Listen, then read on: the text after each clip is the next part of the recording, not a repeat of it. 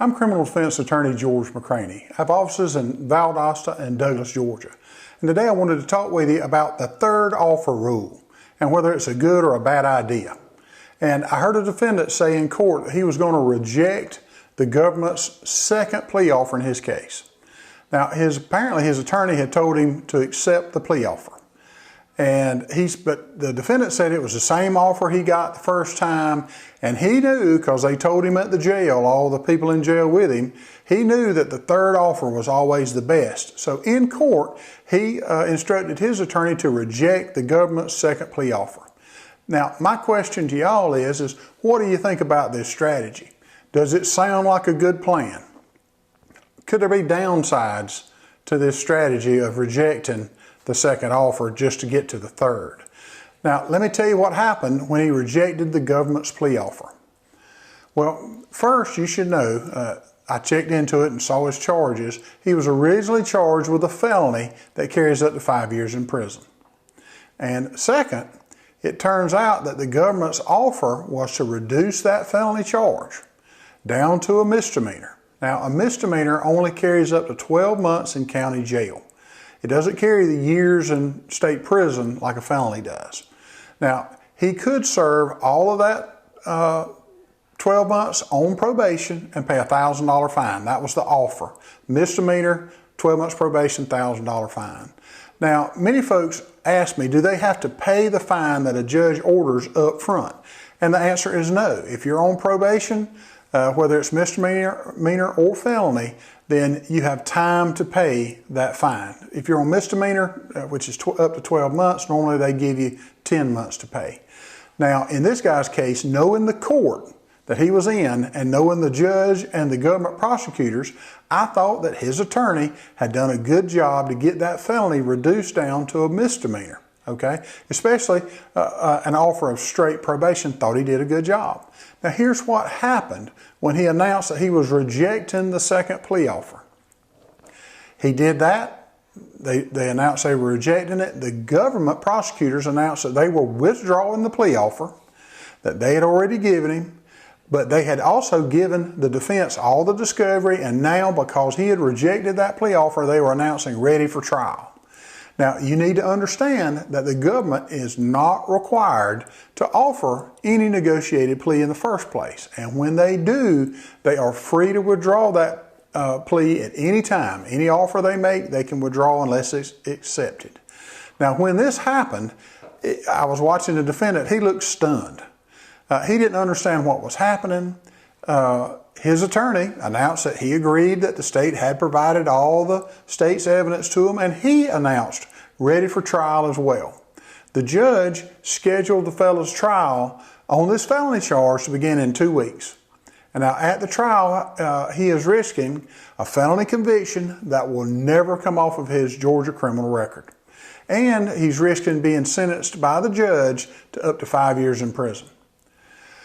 After practicing criminal law for 25 years, I understand how important it is for defendants to understand the Georgia criminal court system. They need to understand how it works and what can happen when they make an important decision in their case. Now, that's why I wrote my 4th book. The name of the book is The Truth About Your Georgia Criminal Case.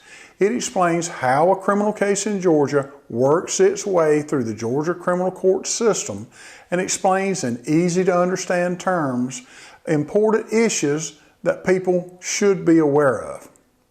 Now, if you'd like a free copy, go on Facebook Messenger, message the George McCranie Law Firm, or you could call us at 833-927-6227 and we'll send you a free copy. Now, my publisher has a limited number of copies available, so don't delay. Now, in this guy's case, with our clients, we always make sure our clients understand how their case is progressing. We explain what offers that are available to them after we've twisted the government prosecutor's arms to get these offers for them. And we give our clients our opinion on the plea, whether it's a good plea that they should seriously consider based on all the evidence. And we also make sure they understand what can happen based on their decision on how to proceed in their case. We're always up front with our clients, and I've said for years and years and years, we don't blow smoke. We tell our clients the good, the bad, and the ugly about their cases. We make our recommendations on how we believe they should proceed, and that's based on decades of experience. But we don't make our clients do anything. They make up their own minds, and we represent them accordingly. Now, in this case, in this guy's case, it didn't appear that the defendant knew what could happen when he rejected the state's plea offer.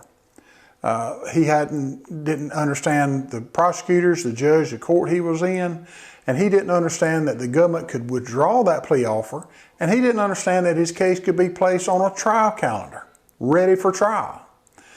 So I heard him ask his attorney, he basically said, "What happened?" He said, "Everyone in the jail told me to wait on the third plea offer, that the third plea offer is always the best. And he didn't know that they could take away that plea offer." Now, he said he didn't want to go to trial and he didn't want to go to prison. And his attorney said that the government told him that it was no more plea offers and that he was going to go to trial and they were going to ask for 5 years in prison. That's how serious this is. Now, we have offices in Valdosta and Douglas, Georgia, but you don't have to come to us. We'll meet with you virtually if you'd like, and you won't have to worry about the drive and spending all that gas money or forgetting some of the documents that you have at home. We'll make it easy for you to learn what the George McCranie Law Firm can do for you.